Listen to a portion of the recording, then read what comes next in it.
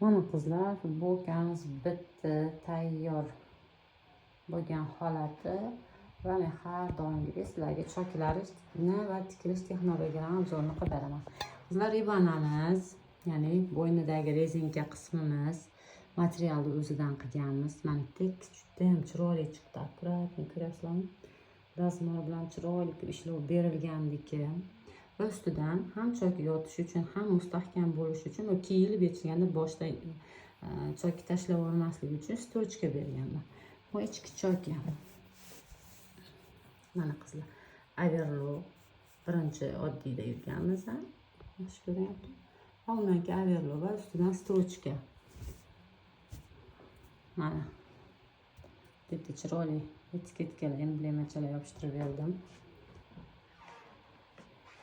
Yenglari qizlar mana dazmol qilingan, chotki va yenglarini mana bukilib 3 cm buklaganmiz va choki mana o'zi asli bilasizlar, raspashvalkada tikiladi. Menda raspashvalka mashinkam bo'lmagani uchun Averlo qilib, chiroyli qilib 2 qator strochka berib chiqqanman mana qizlar. Tak oldidan raspashvalka. Mana etak qismlari ham xuddi shunaqa. Mana orqasi. Mana qizlar tayyor. Juda ham chiroyli chiqdi shamolda mana. Sizlar bilan birga bichgani va tikilishi aytaymi? 10 minutda tikib oldim. Tikilishi shunday, yelka birinchi ulanadi, Averlo qilinadi, ribana qo'yiladi, strochka beriladi, yengni ulaymiz, yonni buklab va yengni etak qismini buklabmiz. Bu suv 10 minut. Hozir qizlar pastda ham ko'rsataman endi. Pastdagi holat qizlar, mana turishlarini bemalol ko'rishingiz mumkin. Mana oldilari juda ham akkuratli, yenglari hamma joyi. Ichki choki nimasini endi hozir ko'rsatishim mumkin.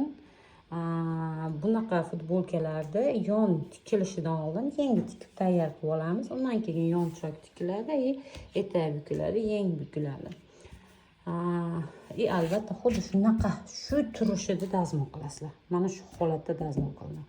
Upakovka qilinadi. Hozir upakovka qilishni ham ko'rsatib beraymi sizlarga.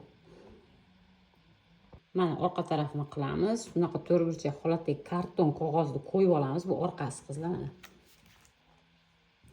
Choki albatta mana orqa tarafda turadi, bilib olinglar. Yelkada turmaydi, orqani o'rtasida turmaydi.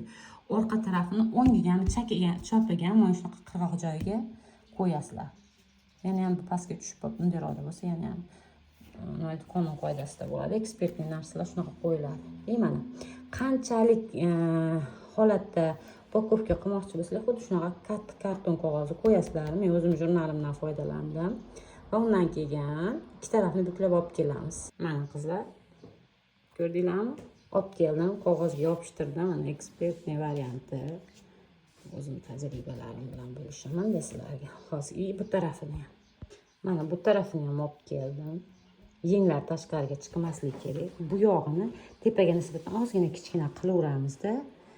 Mana bitta buklayman. O'zim bitta qo'lda qilyapman.